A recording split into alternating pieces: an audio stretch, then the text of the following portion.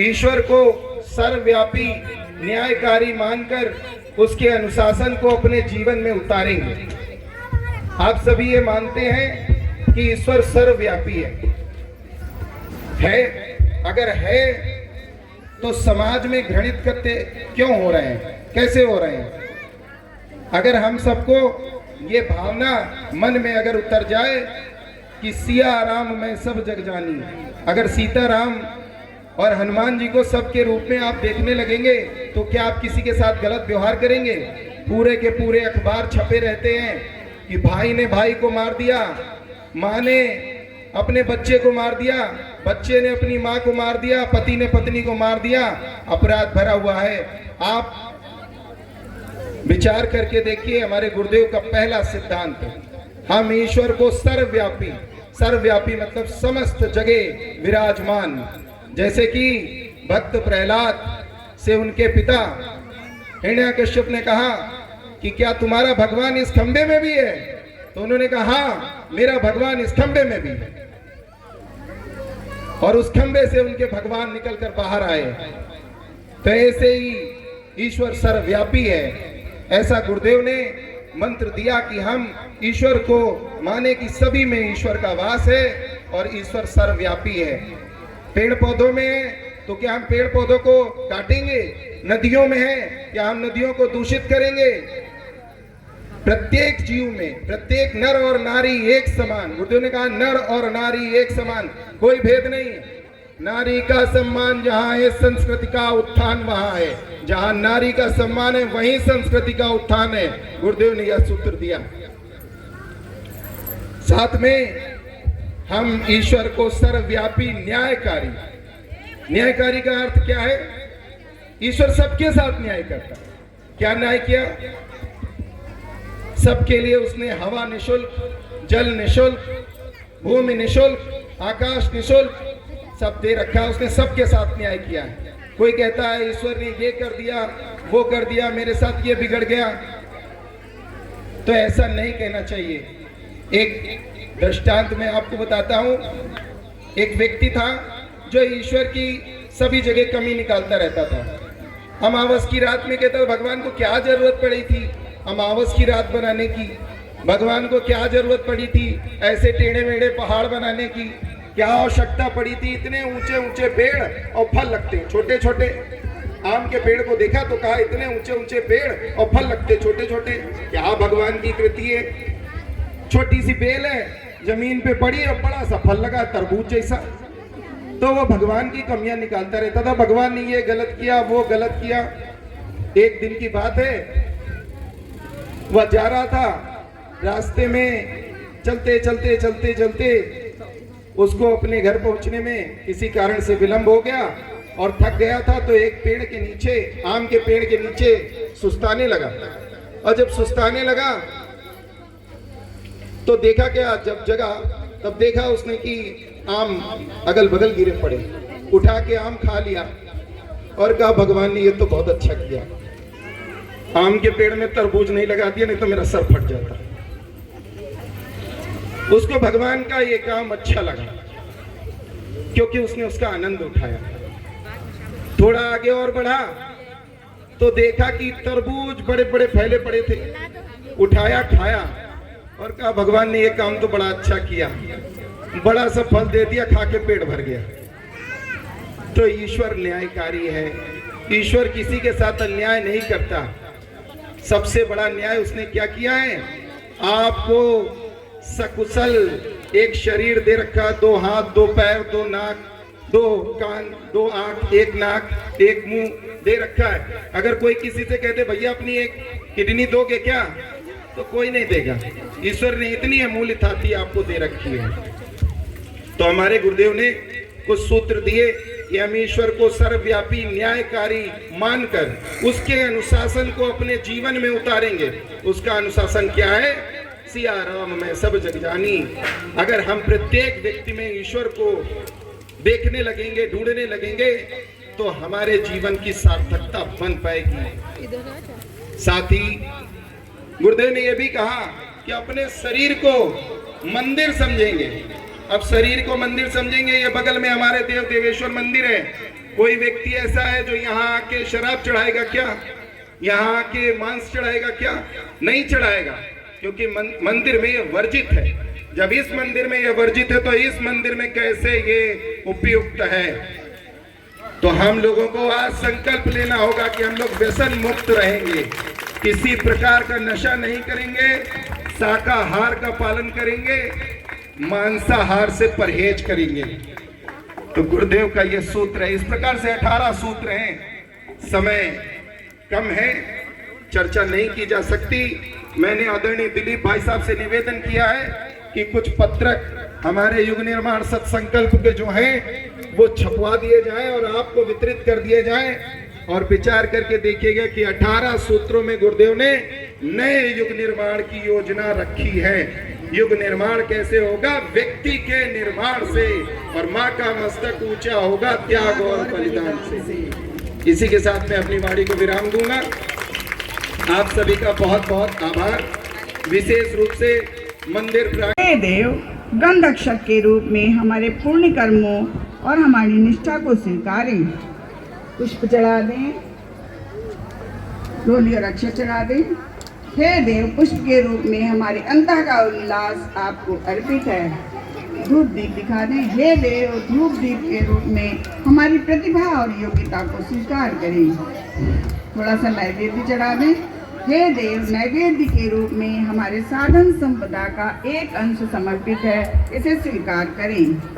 ओम सर्वेभ्यो देवेभ्यो नमः। जलम गंधास्तम पुष्पाणि धूपम दीपम नैवेद्यम समर्पयामि। सभी लोग मस्तक झुका ले।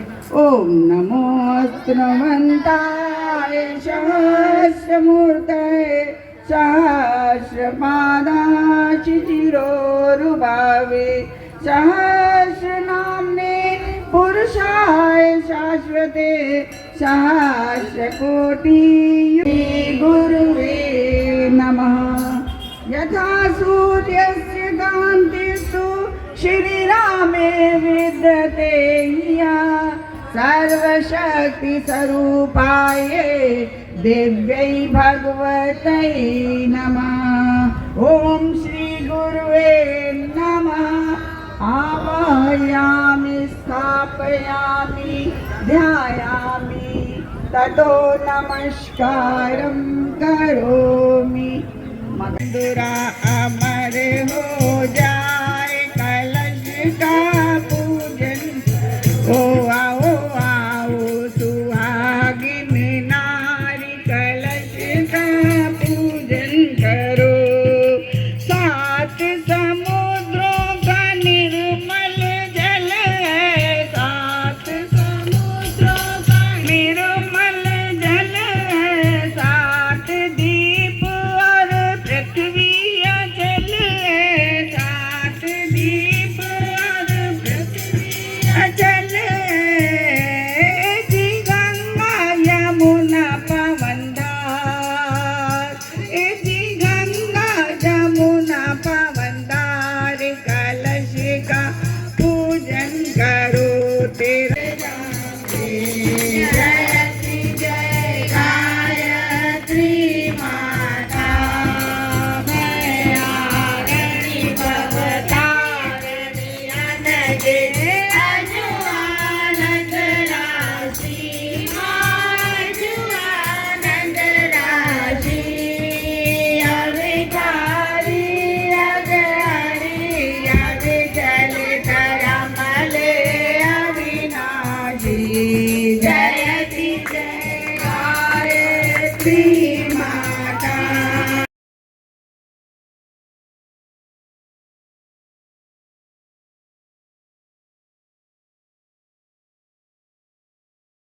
रे आओ जीवन को धन्य बना लो रे, आओ सुख सौभाग्य जगा लो रे।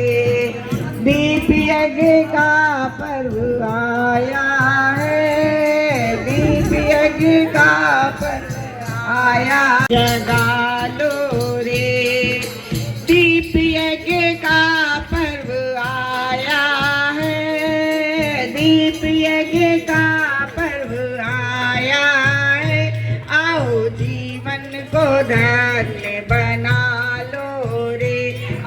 सुख सौभाग्य जगा लो रे। पावन हिमालय से ऋषि मुनि आए, पावन हिमालय से ऋषि मुनि आए, ईश्वर का संदेश लाए, ईश्वर का संदेश लाए।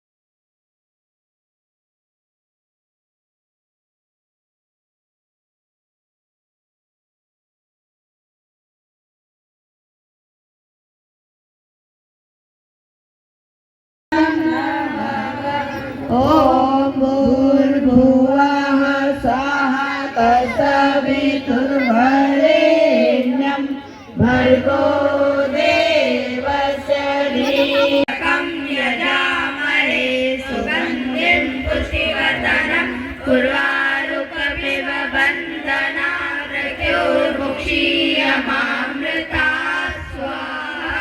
इदं मामृत्युञ्जयाय इदं ओम त्र्यंबकं यजामहे सुगन्धिं पुष्टिवर्धनम् उर्वारुकमिव बन्धनात् मृत्योर्मुक्षीयमामृतात् स्वाहा। इदं गायत्री इदं मम। ओम त्र्यंबकं यजामहे सुगन्धिं पुष्टिवर्धनम् उर्वारुकमिव बन्धनात् मृत्योर्मुक्षीयमामृतात् स्वाहा। इदं महामृत्युञ्जयाय इदं नमः। आइए गुरुदेव और माता जी के चरणों में